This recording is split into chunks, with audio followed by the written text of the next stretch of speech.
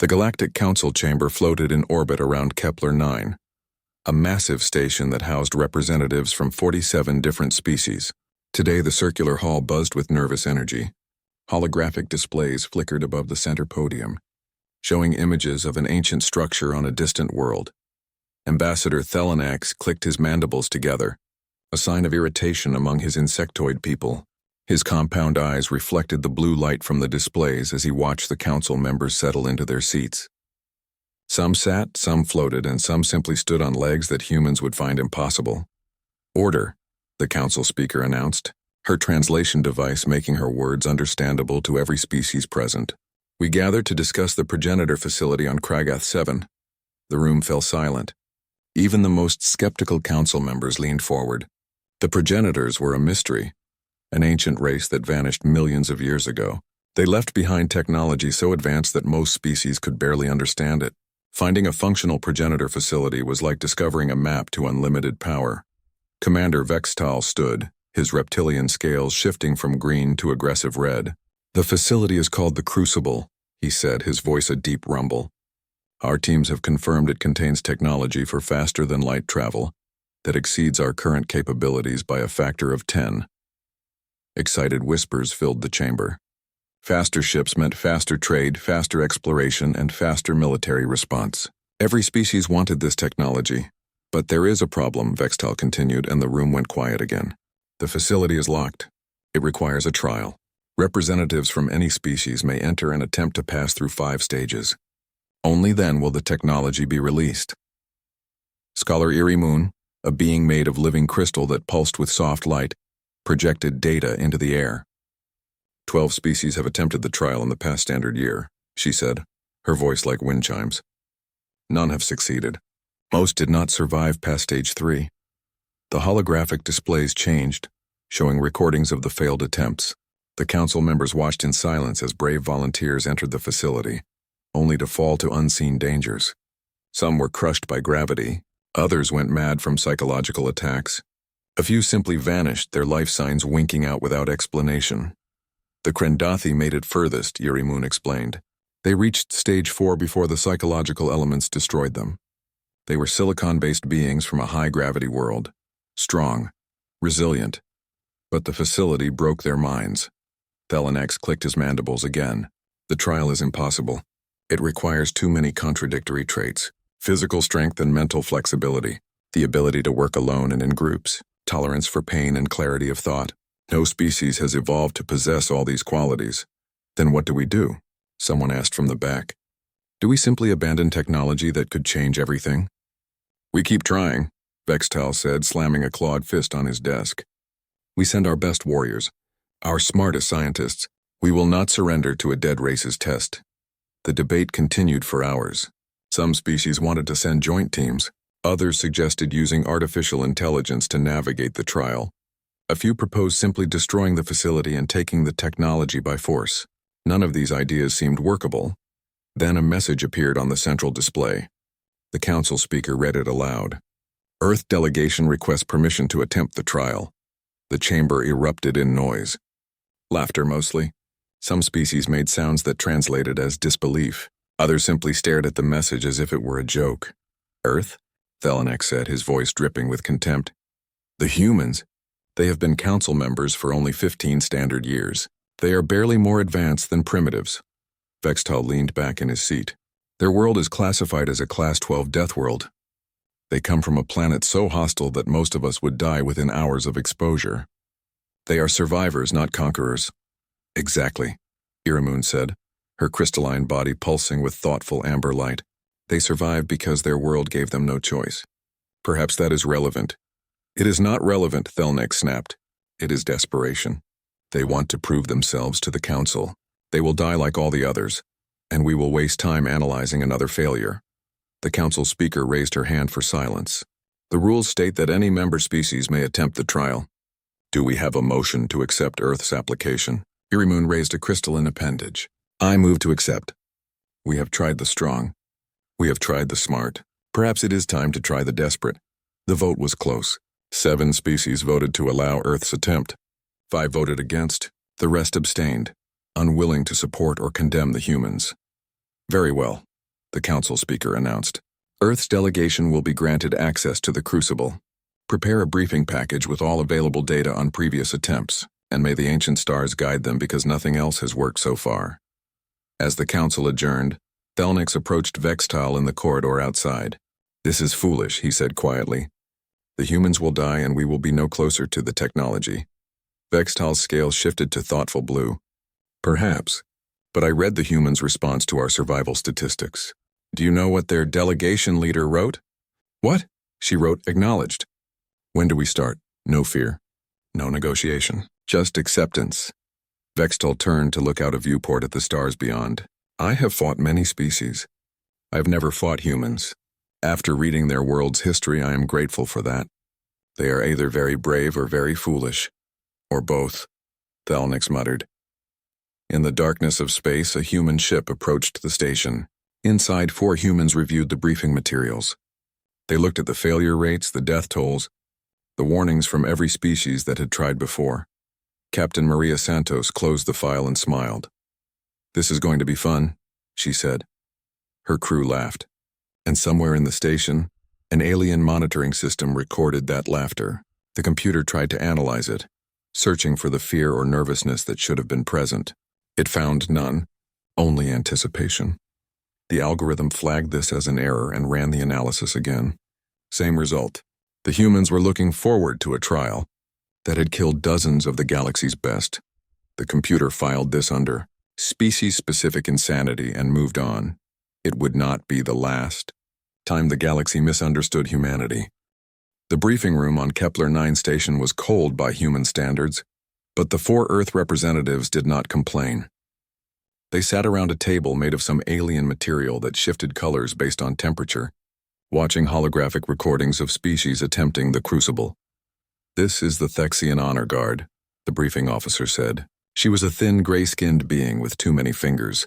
Her name was unpronounceable to humans, so they called her Officer K. They were apex predators from a world with constant warfare. Watch what happens at Stage 3. The hologram showed 6 massive creatures, each one built like a cross between a bear and a tiger. They wore armor that looked like it could stop a tank round. They moved through a dark corridor with military precision, weapons ready. Then the corridor split into multiple paths. Each Thexian had to choose a direction alone. The maze separates them, Dr. James Chen said, leaning forward. Smart design. Watch, Officer K said. In the maze, the Thexians began to panic. Their communication devices stopped working. Each warrior found themselves alone, surrounded by shifting walls and strange sounds. Within minutes, they turned on each other. When the paths converged, they attacked anything that moved, unable to recognize their own team members. By the time the test ended, all 6 were dead, killed by their own claws. Their aggression was their strength and their weakness, Officer K explained. The facility exploited it. They were pack hunters, yes, but also territorial. Isolation plus stress triggered their most primal instincts. Captain Maria Santos made notes on her tablet. They failed because they could not adapt. Their nature was too rigid. Correct. Officer K changed the hologram. Now watch the Yolari Collective. These beings looked like floating jellyfish, beautiful and delicate. They glowed with soft purple light and moved as one unit, their telepathic connection visible as threads of energy between them. They barely made it past Stage 2. The trial requires violence, Sergeant Kwame Okonkwo observed, watching the Yolari retreat from the first combat scenario. They are pacifists? Yes. They evolved on a world with no predators. They have never known violence. When the facility's defense is activated, they could not bring themselves to fight back. They simply gave up. The hologram showed the Yolari huddled together, their light fading as the facility's automated weapons closed in. It was sad to watch. Different extreme, Chen muttered. Too peaceful to survive conflict. Now the important one, Officer K said, her voice growing somber. The Krendathi. They made it furthest. The new hologram showed beings that looked like walking boulders. They were massive, twice as tall as humans, made of living silicon. They came from a world with crushing gravity and seas of molten metal. Nothing should have been able to stop them. They passed Stage 1 easily, their bodies built for extreme conditions. Stage 2 barely slowed them. Stage 3. They crushed the automated defenses with raw strength. They were perfect warriors, unstoppable and unified through their hive-mind connection. Then came Stage 4. This is where it gets bad, Officer K warned. The Krendathi entered a chamber that looked empty. Then the psychological attacks began. The facility did not attack their bodies. It attacked their minds, specifically their hive connection.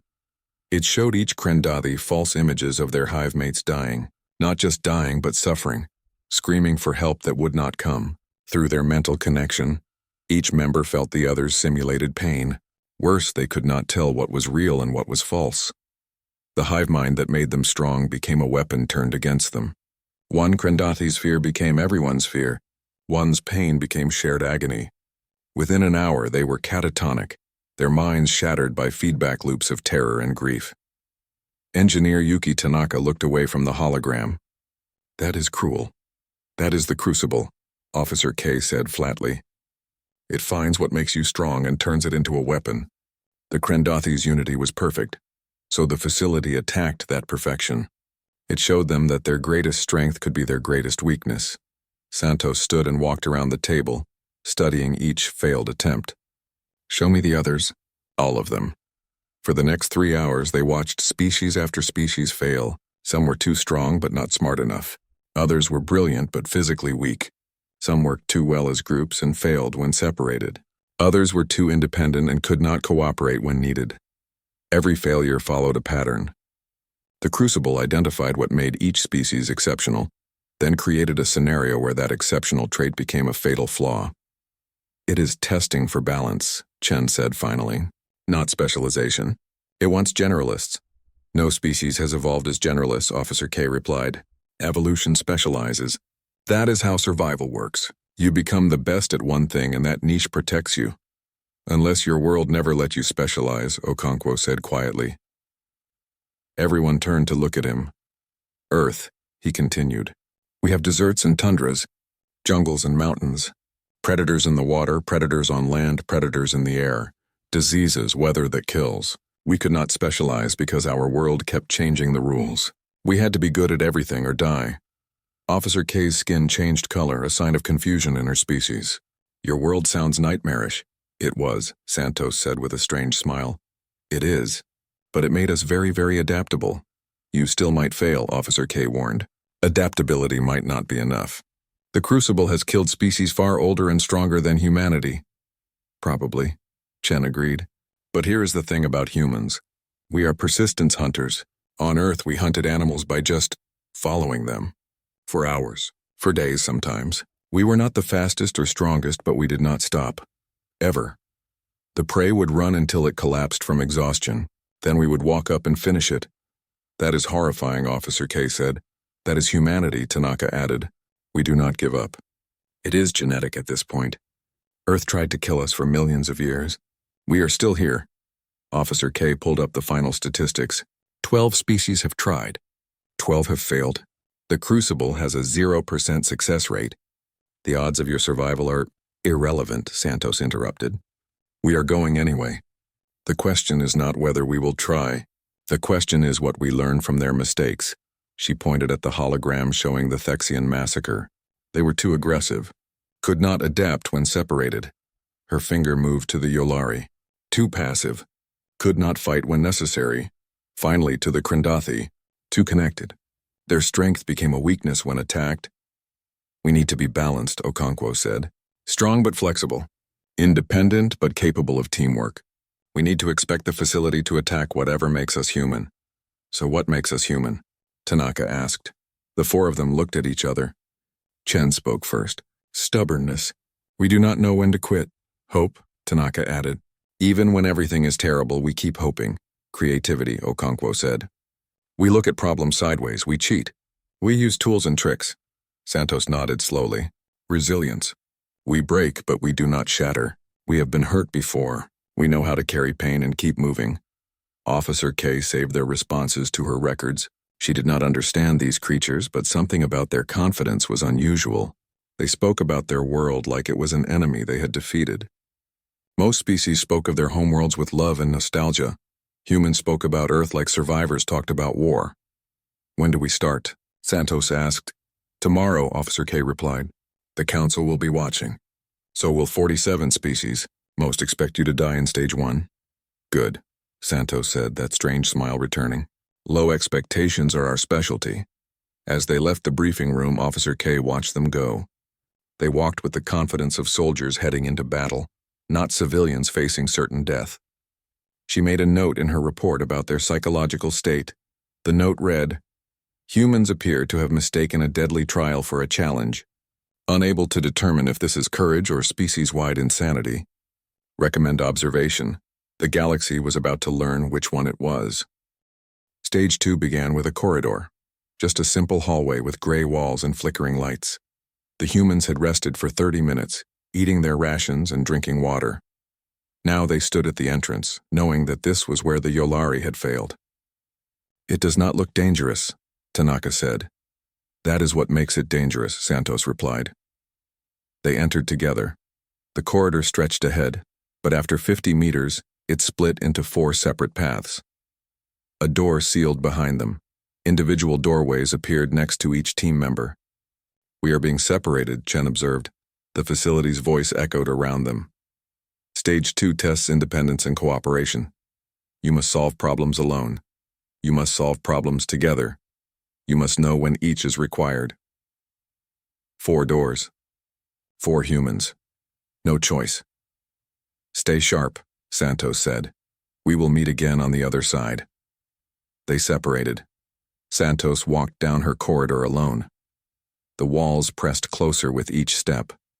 The lights grew dimmer. Then the psychological attacks began. The corridor was not just a physical space. It was designed to break minds. Images appeared on the walls.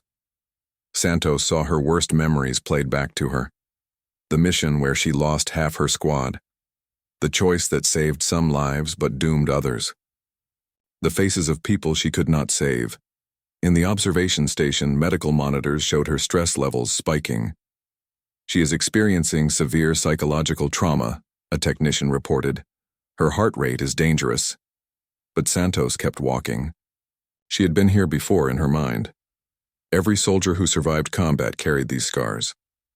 Earth had taught humanity that trauma was not something you eliminated. It was something you carried and kept moving anyway. "I remember," she said to the empty corridor. "I remember all of them. And I am still here. Still moving. You will have to do better than my own memories." The images shifted, trying different approaches. Fear of failure. Fear of death. Fear of letting her team down. Each fear was real and valid. And each one Santos acknowledged and then pushed past. Meanwhile, Chen walked through a corridor filled with water. It rose slowly, cold and dark. He was a strong swimmer, but the water kept rising. Soon he would drown. He had almost drowned as a child. Fell through ice into a frozen lake. The memory still gave him nightmares. The cold, the darkness, the panic as water filled his lungs. The facility was using that fear against him. But Chen was a scientist. He had spent his adult life studying xenobiology, understanding alien life that should not exist. He had learned to look at fear objectively, to analyze it instead of surrendering to it. "You are using my trauma," he said, treading water. "That is clever. But here is the thing about humans. We turn our pain into tools. I almost drowned once. That experience taught me to never panic in water, to conserve energy, to think clearly even when afraid." He dove under looking for an exit, found it at the bottom. His lungs burned as he swam down, but he reached the door and pushed through. He had beaten his fear by swimming directly through it. Okonkwo's corridor was full of enemies, automated drones that attacked with weapons and tactics designed to kill. Other species had fought them and lost. The Thexians had turned on each other here. But Okonkwo was not a simple warrior. He was special forces, trained in asymmetric warfare, trained to think like both predator and prey. He did not fight the drones head-on.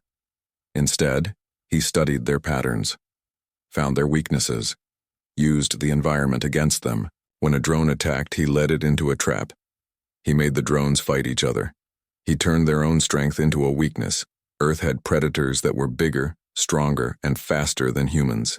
Humanity survived by being smarter, by hunting the hunters. "Come on," he whispered, leading another drone into his improvised trap. Just a little closer. The drone exploded.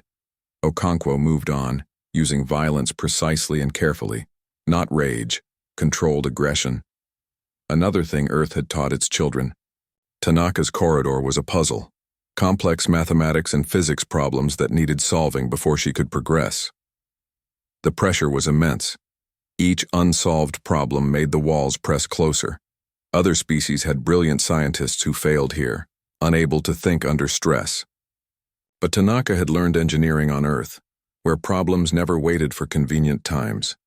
You fixed the life support while the ship was failing. You repaired the reactor while it was melting down.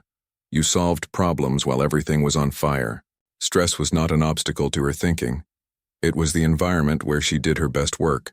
She solved the equations rapidly, her mind focused despite the pressure. When she got stuck, she did not panic. She approached the problem from different angles, used intuition when logic failed, made educated guesses when perfect answers were impossible. Very human problem solving. Not always elegant, but effective. After 2 hours, the 4 humans emerged from their separate corridors into a shared chamber. They were exhausted, traumatized, and pushed to their limits. They were also still together. "Everyone alive?" Santos asked. "Unfortunately," Chen replied with a weak smile. "Stage 2 complete," the facility announced. "Survival. Unexpected. You maintained individual function while preserving group cohesion. This is unusual. We are pack animals," Okonkwo explained to the empty air. "But we are also individuals. Earth made us both. Had to be to survive." Stage 3 was the predator stage. The chamber was vast and dark, filled with obstacles and hiding places. Somewhere in that darkness, automated hunters waited. They had killed the Thexian honor guard. They were designed to be perfect predators, but humans were also predators. Persistence predators who hunted by being relentless and clever. "They will come for us," Santos said quietly. "We need to turn this around. Stop being prey. Start being hunters." "How?" Tanaka asked. "We are humans," Chen said. "We do not run from predators. We became them." They split into pairs, using tactics as old as humanity itself. Santos and Okonkwo drew the hunters out while Chen and Tanaka set traps. When a hunter drone appeared, they did not fight it directly. They led it into ambushes, used its own programming against it. The drones were efficient. But humans were creative in ways that artificial intelligence could not predict. They used the duct tape to create false trails, used their tools as weapons in ways the designers never intended. Fought dirty because fighting fair was for species that could afford to lose. In the observation station, Vextal watched with growing respect. They are not just surviving. They are winning. "Look at their tactics," Irimoon said.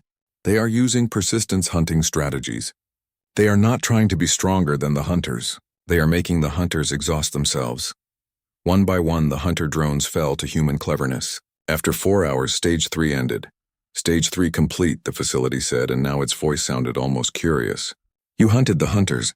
You made prey behavior irrelevant by refusing to be prey. Unexpected." Stage 4 began immediately. No rest. The chamber filled with scenarios that had broken the Krendathi's hive mind. Psychological torture designed to exploit connections between teammates. The humans were shown images of each other dying, heard screams that sounded like their teammates, were forced to make impossible choices, save one person but doom another.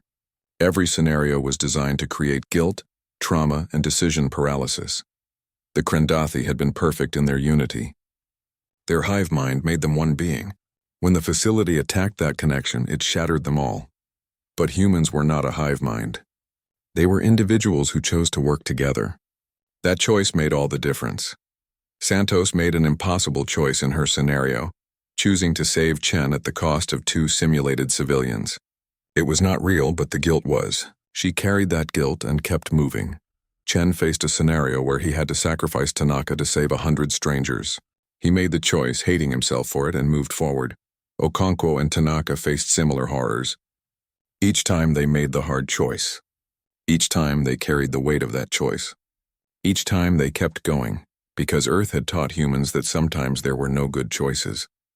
Sometimes you had to pick the least terrible option and live with the consequences. That was not a strength.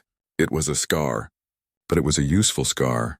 When they reunited after Stage 4, they were different, quieter, carrying new psychological wounds. That was cruel, Tanaka said softly. Yes, Santos agreed, but it was not real. Remember that. It was not real. The guilt feels real, Chen said. That is okay, Okonkwo replied. We feel it. We acknowledge it. We carry it. And we keep going. That is what humans do. They held each other for a moment, taking strength from physical contact. Another human trait. Touch as communication. Connection through presence, not mental links. Stage 4 complete, the facility said. You carried impossible burdens without breaking. You made choices that have no right answer, and accepted the consequences. This is remarkable. Most species cannot function after Stage 4. You are still coherent, still unified. We have had practice, Santos said to the walls. Earth gave us lots of practice at carrying pain. One stage remains, the facility announced. Stage 5 will determine if you are worthy of the progenitor's gift. The humans looked at each other. They were exhausted, traumatized, every muscle ached. Their minds were pushed beyond normal limits. They were also still standing. Still together. Still moving forward. Let us finish this, Santos said. They entered Stage 5. Why did they want that? Santos asked. Why test for persistence? Because the progenitors knew, the facility replied. They knew that in the vast darkness of space, in the face of impossible odds and cosmic horror, the most valuable trait is not strength or intelligence. It is the refusal to give up. They wanted to give their technology to a species that would never surrender, never stop trying, never accept defeat. They wanted Deathworlders. The word hung in the air. Deathworlders, not an insult, a title. The facility began transferring data, schematics for faster-than-light drives, power generation beyond fusion, medical technology that could extend lifespans, materials science that violated known physics. All of it flowed into the storage devices the humans had brought. Take this gift, the facility said. Use it well. The progenitors believed that any species that could survive by sheer persistence deserved to thrive. You are proof they were correct. The humans stood, helping each other up. They limped toward the exit, carrying the technology that would change the galaxy. Behind them, the facility went dark, its purpose finally fulfilled after waiting millions of years. They emerged from the structure into the gray wasteland of Kragath 7. Their shuttle waited, and beyond it, the stars. In the observation station, the silence was total. 12 species had tried. 12 had failed. The humans had succeeded. Ambassador Thelenax's mandibles had stopped moving entirely. He stared at the display showing the humans boarding their shuttle. They did it, he whispered. The Deathworlders actually did it. We were wrong, Vextal said, his scales a color nobody had seen before. We saw their world as a liability. We did not understand it was their training ground. Earth is not a prison. It is a forge. Scholar Irimun pulsed with rainbow colors, her species' version of overwhelming emotion. We must revise everything. Our understanding of evolution, of survival, of what makes a species successful. The humans proved that specialization is not the only path. Generalist adaptation through hostile environment exposure creates resilience we cannot match. The human technician in the corner smiled quietly. He had known. Earth's people had always known. They came from a world that never let them rest, never let them specialize, never let them give up. It made them different. It made them dangerous. It made them survivors. 3 days later, the humans returned to the council station. They walked into the chamber, still carrying their injuries, still exhausted, but carrying something else too. Hope. Captain Santos placed a data chip on the central podium. The progenitor technology, she announced. As promised. You are giving it to the council? Thelenax asked, shocked. You could keep it. Use it to make humanity powerful. We could, Santos agreed. But that is not why we went. We went because the galaxy needs this technology. All of us, so here it is. We will share everything we learned. It was not a political move. It was not strategy. It was just humans being humans. They had succeeded, so they wanted to help others succeed too. Another Earth lesson. Individuals survive, but communities thrive. The council voted unanimously to accept the gift and to grant humanity full status as a major species. No more junior members. The Deathworlders had earned respect. Afterward, there was a celebration. Various species approached the human delegation, offering apologies, alliances, and respect. Commander Vextal approached Santos privately. "I apologize," he said, his scales shifting to humble blue. "We saw your world as a weakness. We did not understand that adversity can be the greatest teacher." Santos smiled and accepted a drink from a passing server. It was some alien alcohol that would probably kill a normal species. She drank it without hesitation. Her augmented liver, evolved to process Earth's various poisons, handled it easily. "No apology needed," she said. "You were right to doubt us. The odds were terrible. Most species should not have tried. But we are not most species. Earth tried to kill us for millions of years. Your test? That was just a really bad Monday." Vextal laughed, understanding the human humor now. "What will you do next?" Santos looked out the viewport at Earth, visible as a blue marble in the distance. "Go home, rest, heal, then probably find the next impossible thing to attempt. We get bored easily." "Of course you do," Vextal said. "May I ask you something personal?" "When you were in Stage 4 facing those impossible choices, how did you continue? How did you carry that guilt and keep functioning?" Santos was quiet for a moment. "We broke," she said finally. "That is the secret, we broke. We cried, we hurt, but breaking does not mean stopping. Earth taught us that. You can be broken and still move forward. You can carry pain and still function. That is not strength. That is just survival. We learned it young." "Your world is terrifying," Vextal said softly. "Yes," Santos agreed. "But it is home, and it made us who we are. Made us into the crazy species that looks at a test with a 0% success rate and says, 'Challenge accepted.' Made us into Deathworlders." She raised her glass. "To Earth, the planet that tried to kill us and made us unkillable instead." Across the station, humans raised their glasses in response. A toast to their world, their stubborn species, and their refusal to accept defeat. The galaxy had learned an important lesson. Never underestimate a species from a death world. They survived everything their planet threw at them. They would survive anything the universe had to offer. And they would do it with a smile, a joke, and enough duct tape to hold the cosmos together. In the empty chamber of the Crucible, millions of light years away, the ancient facility powered down for the final time. Its purpose was complete. It had found what the progenitors sought, a species that persisted not because they were perfect, but because they refused to quit. The Deathworlders had passed the test, and the galaxy would never be the same.